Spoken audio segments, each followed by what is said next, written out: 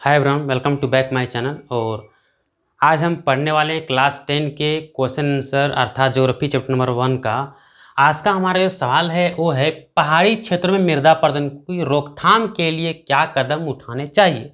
अर्थात जो पहाड़ी ढलान क्षेत्र है, जैसे कि मान लीजिए ये पहाड़ी एरिया है, ठीक है, ऐसे करके। अब ये जो ढलान क्षेत्र है, ये जो ढलान क्षेत्र है, ठीक है, ये जो ढलान क्षेत्र है, ये आप देख रहे हैं पहाड़ी क्षेत्र में जो ढलान क्षेत्र है, इसको भी मिटा देते हैं। एक मिनट, किधर गया? देखिए ये ढलान क्षेत्र है, तो पहाड़ी क्षेत्रों में जो मृदा अपरदन होते हैं इसके रोकथाम को कैसे करेंगे, क्या क्या कदम उठाएंगे। अब आपके मन में सबसे पहला सवाल आना चाहिए कि सर पहले ये तो सब क्वेश्चन समझ में आ जाए, क्वेश्चन क्या कह रहा है। क्वेश्चन ही अगर समझ में ना आए तो माथा पटक के फोड़ लो, आंसर कभी भी नहीं समझ में आएगा। चूंकि आंसर सवाल पर होता है, आंसर सवाल पर होता है, उत्तर सवाल पे दिए जाते हैं, ना कि उत्तर पे दिए जाते हैं।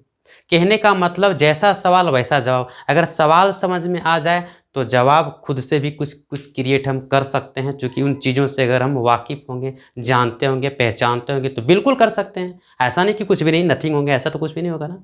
अब देखिए, तो पहाड़ी क्षेत्र में देखा जाए, पहाड़ी क्षेत्र भैया मृदा अपरदन कुल। अब सर यहाँ पे एक नया वर्ड आ गया, अपरदन। अपरदन क्या होता है? सब देखिए, अपरदन का मतलब तो टूटना या घिसना, लेकिन मृदा अपरदन का मतलब मृदा का टूटना या घिसना। जैसे मान लीजिए मृदा का अपरदन कितने तरीके से हो सकता है, तो दो तरीके से हो सकता है। एक, हवा के द्वारा, हवा तेज चली और उसके ऊपर वाले परत में जो दो भी मिट्टी के धूल कण थे उसको उड़ा के ले गए बटोर के, ये भी तो हुआ मृदा अपरदन। दूसरा तरीका, जल। अगर पानी की तेज धारा बह रही है, तेज बह रही है, तो तेज जल धारा के कारण जो मिट्टी है उससे टकरा करके उसको अपने गति के कारण उसको उड़ा के ले जाएंगे, बटोर के ले जाएंगे। यही है मृदा अपरदन। अर्थात मिट्टी के कटाव, मिट्टी का कट करके बहना या मिट्टी का कटना क्या कहलाता है? मृदा अपरदन कहलाता है। तो मृदा अपरदन मतलब समझ गए, जैसे मिट्टी कट गया, चाहे हवा के द्वारा कटे, जल के द्वारा कटे, जिससे भी कटे, लेकिन मिट्टी कट के वहाँ से अलग हो जा रहा है, हट जा रहा है, तो मृदा अपरदन कहलाएगा। मिट्टी का कटना या बहना ही मृदा अपरदन कहलाता है। अब ये क्वेश्चन समझ में आ गया, अब आंसर भी समझ लेना। रुको, दिल थाम के बैठो।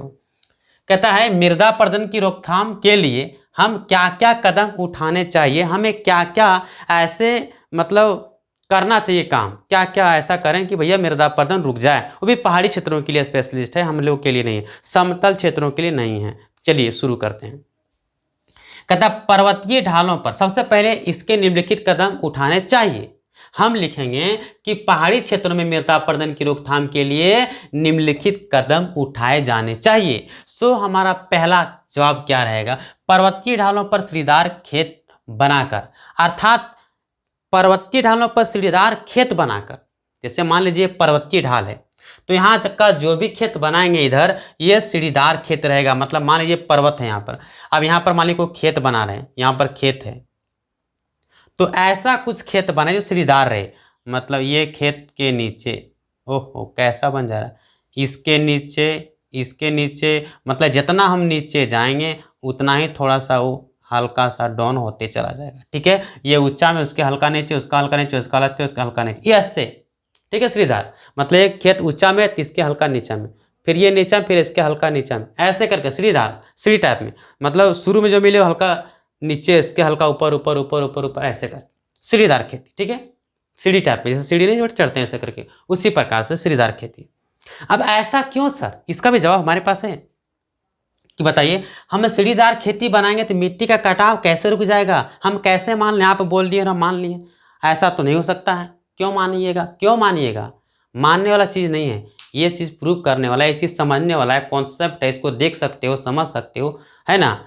इसका वही जवाब रहेगा जो आज है वही कल भी रहने वाला है, बदलने वाला नहीं है। ठीक है, तो अब देखिए, जब पर्वतीय ढालों पर आप सीढ़ीदार खेती बनाते हैं तो इससे क्या होता है, अब जो भी पानी तेज धारा से बहेगी, आ रही पानी लो आ गया, अब जैसे इसका स्पीड तो मान लीजिए 80 का स्पीड था, 80 किलोमीटर पर आवर, लेकिन ये जैसे पहला में आया तो एक जो इसका जो भी इसको बोलते हैं, उसको क्या बोलते हैं यार, जो आरी रहता है उसको बोलते हैं बाढ़, ऐसे कुछ नहीं बोलते हैं, बाढ़ बाढ़ बनाना ऐसे करके। तो एक खेत का जो आरी है चारों तरफ जो रहता है, अब इससे पहले टकराया तो इसका गति 10 कम हो गया, मान लीजिए 70 हो गया, फिर इससे टकराया 60 हो गया, इससे टकराया फिर 50 हो गया, इससे टकराया 30 हो गया, ऐसे करके घटता चला जाएगा। लेकिन अगर समतल अगर ऐसा नहीं करते हैं तो इसके हम धारा के स्पीड को कम नहीं कर पाएंगे।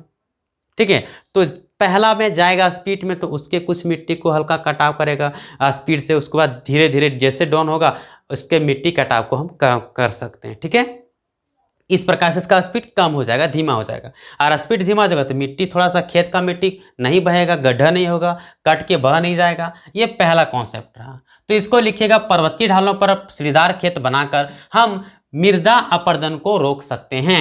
लिखेंगे पहाड़ी क्षेत्रों में हम पहाड़ी क्षेत्रों में अगर सीढ़ीदार खेत बनाकर हम क्या कर सकते हैं, मृदा अपरदन को रोका जा सकता है। बात खत्म, कहानी खत्म।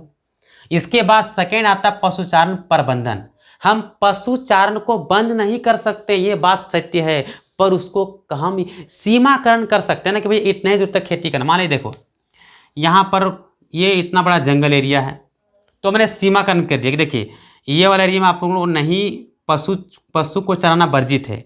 ये सब एरिया में आप क्या करते हो, पशु को चरा सकते हो। फिर इधर बैन कर दिए, तो इससे क्या होगा ना कि ये वाला क्षेत्र में जो जंगल वाला क्षेत्र है, जहाँ जंगल है वहाँ पे अगर हम बंद कर देते हैं तो जंगल वाला क्षेत्र में जहाँ समतल मैदान है वहाँ का थोड़ा सा वो पशुचारण करेगा चलेगा, क्योंकि पशुचारण नहीं करेगा तो कहाँ से मिलेगा चारा। तो ये वाला क्षेत्र में अगर वर्जित कर दें जंगल एरिया में तो उससे क्या होगा ना कि जैसे हमारे जानवर हैं तो वो चरते हैं, घास खाते हैं, उसको फूंचते हैं, और जैसे ही घास वहाँ से उखड़ता है, देखिए ये घास है, ठीक है, अब जैसे ये मिट्टी इससे लगा हुआ है, अब जो घास होते हैं पेड़ पौधे तो मिट्टी को जकड़ के रखते हैं अपने जड़ों में, वो बिना मिट्टी का रह ही नहीं सकता है। ठीक है, बिना मिट्टी का हवा में तो तैरेगा नहीं। अब रही बात कि मिट्टी को जकड़ के रखता है, तो जैसे आप ये जो बकरी है, जानवर जो भी इस घास को फूचा, मान लो इसको खा गया, मान ली चलिए इसको खा गया, अब यहाँ का जो मिट्टी होगा वो झटके से कुछ ना इसके जड़ में जितने सारे मिट्टी होगा उसको लेके निकलेगा।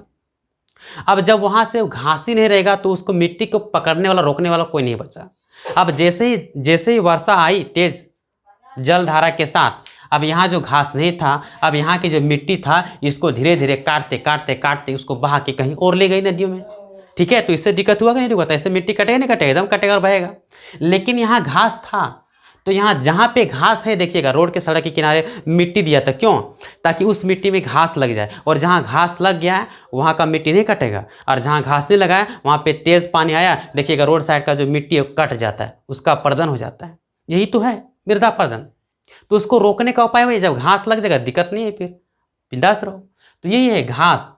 तो अगर जानवर कम चरेंगे, इधर चरेंगे ही नहीं जानवर, तो वहाँ का मिट्टी कटाव नहीं होगा, बहेगा नहीं, मतलब मिट्टी बहेगा नहीं, बचेगा ना, एकदम बचेगा। तो ये भी कॉन्सेप्ट आपको समझ में आ गया होगा। पशुचारण प्रबंधन अर्थात हम पशुचारण का एक सीमाकरण कर दें कि इतना ही दूर तक पशु को चराना है, इससे हमारा मृदा अपरदन को कम किया जा सकता है, पहाड़ी क्षेत्रों के लिए स्पेशलिस्ट है। तीसरा है वन रोपण या अत्यधिक मात्रा में पेड़ लगाकर। अब भैया ये वन रोपण करेंगे, जंगल लगाएंगे, पेड़ पौधे लगाएंगे, अधिक मात्रा में पेड़ लगाएंगे, लेकिन कहाँ लगाना है, बंजर भूमि तथा पहाड़ी ढालों पर लगाना लाभदायक अधिक होगा। हम पहाड़ी वाला क्षेत्र की बात करें तो जहाँ बंजर भूमि है, जहाँ खाली है, वहाँ अगर पेड़ लगा देंगे तो वहाँ की मिट्टी को थोड़ा सा बचाएगा ना, जरूर बचाएगा। अब बात करते हैं कि पहाड़ी ढालों पर लगाना लाभदायक होगा। जैसे मान लीजिए पहाड़ी का जो ढाल है, ये पहाड़ी यहाँ पे छापे हैं ना, तो पहाड़ी का ढाल एरिया वाला में अगर हम इधर लगाएं, ठीक है, लगाएं तो इससे क्या होगा, ढाल वाला क्षेत्र में, इधर जो ढाल क्षेत्र है, अगर इधर हम पेड़ पौधे को लगा देते हैं तो इस मिट्टी कटाव जैसे जो आएगी ना उसको कुछ कुछ कंट्रोल करेगी और मृदा अपरदन को रोकेगी, मतलब मिट्टी के कटाव को बहने से रोका जाएगा। चलिए ये भी समझ में आ गया। अब बात करते हैं पर्वतीय ढालों पर बांध बनाकर।